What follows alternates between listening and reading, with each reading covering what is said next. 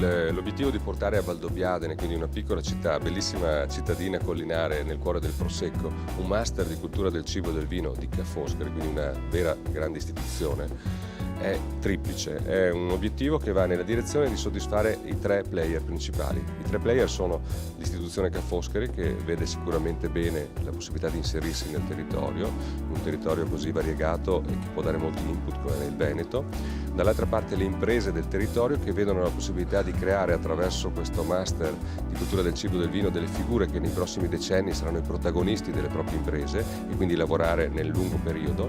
E dall'altro per gli studenti una grande possibilità, la chance di entrare in contatto quotidianamente con il mondo della produzione, viverne le emozioni, conoscere gli imprenditori e quindi avere sicuramente dei punti in più rispetto ai loro colleghi che invece si chiudono nelle aule classiche delle grandi città, e quindi affrontare il futuro, un futuro sempre più complesso e competitivo, con una carta in più, una carta vincente, che è la cultura e la conoscenza dei territori.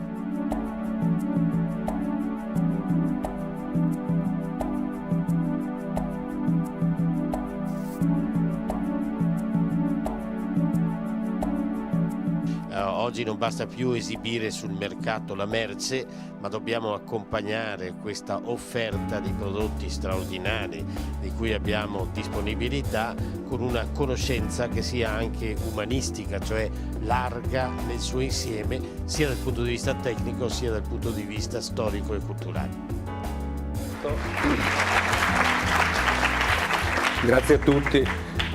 È bellissimo essere qui oggi con te, Roberto, a inaugurare la seconda edizione di questo master, e voglio ricordare Gianni Moriani, che è stato l'ideatore, è stato anche quello che ha dato l'energia e la marcia giusta a questo master, e che poi Roberto ha preso in mano con un'attenzione, un metodo scientifico, e sta portando avanti con grande successo.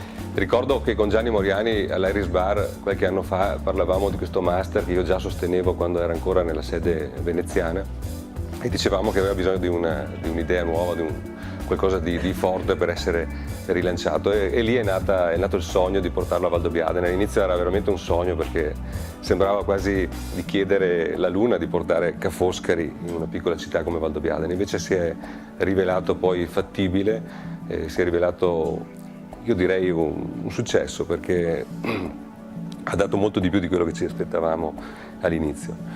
Perché portare a Valdobbiadene? Perché impegnarsi in questo fronte? La nostra famiglia, la famiglia Bisoglia, è una famiglia di viticoltori da secoli, e la cultura quindi è la radice della nostra attività. Come diceva il professore, la parola cultura parte da una stessa origine che è cultus, che dà anche origine alla parola coltura. Cultura e cultura sono originate dalla stessa parola, quindi noi come coltivatori non possiamo che vedere bene coltivare sia i terreni che coltivare anche il futuro attraverso la cultura. E Valdobbiadene è sicuramente l'aula d'eccezione per questo master, è il grande valore aggiunto di questo progetto. Abbiamo una grande storia, un paesaggio meraviglioso e vario, un patrimonio unico di eccellenze enogastronomiche, dal prosecco al radicchio, dal latte della latteria Soligo e i suoi derivati alla birra Pedavena, ai formaggi. Quindi mai però come in questo periodo abbiamo bisogno di investire nella cultura, che significa anche e soprattutto valorizzazione del territorio e la formazione di nuove professionalità. Per questo abbiamo speso energie e risorse per portare qui a Valdobbiadene questo master, il master che non si tiene in una metropoli ma nel territorio. Questo ci permette di trasmettere agli studenti un autentico sentire del prodotto, non filtrato, permettendo un contatto diretto con noi produttori, che è molto importante per gli studenti ma anche per noi produttori.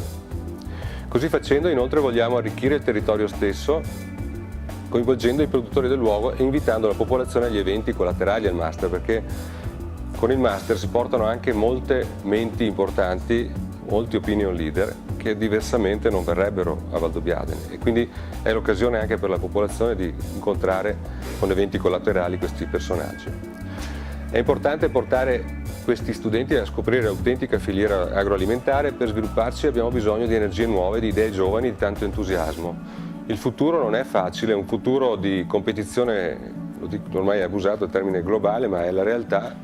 Abbiamo paesi lontani che danno attenzioni uguali a noi storici produttori di vini, come danno attenzioni a paesi recentemente produttori di vini, come i paesi del Sud America, e tante volte vincono loro perché sono più competitivi, sono più rapidi, essendo giovani sono anche più invogliati al sacrificio, e magari noi rimaniamo indietro, come avviene in Cina, come avviene nei paesi dell'est. Nelle classifiche delle vendite di vino siamo dietro al Cile, dietro all'Argentina, dietro alla California. È incredibile, ma è vero.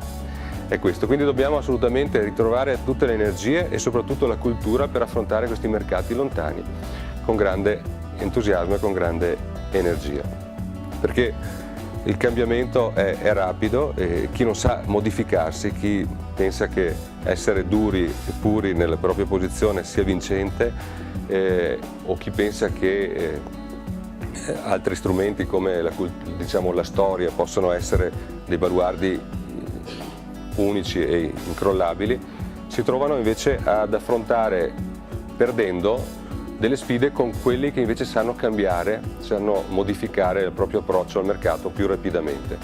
E poi è una legge di Darwin, per cui non inventiamo niente.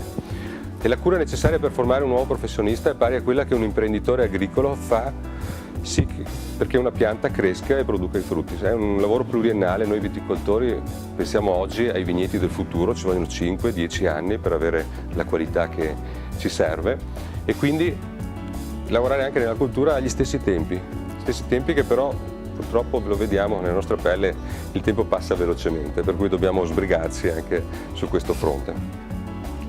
Ci auguriamo quindi poi che questi frutti facciano il giro del mondo e vengano apprezzati all'estero, e sarà sicuramente così. Le istituzioni hanno saputo capire l'importanza di questo e dobbiamo ringraziarle per l'appoggio che ci stanno dando. Cultura e cultura hanno la stessa origine e iniziative come questo Master dimostrano che hanno lo stesso obiettivo. Quindi, forti di un grande passato, coltiviamo oggi i talenti del futuro. Grazie.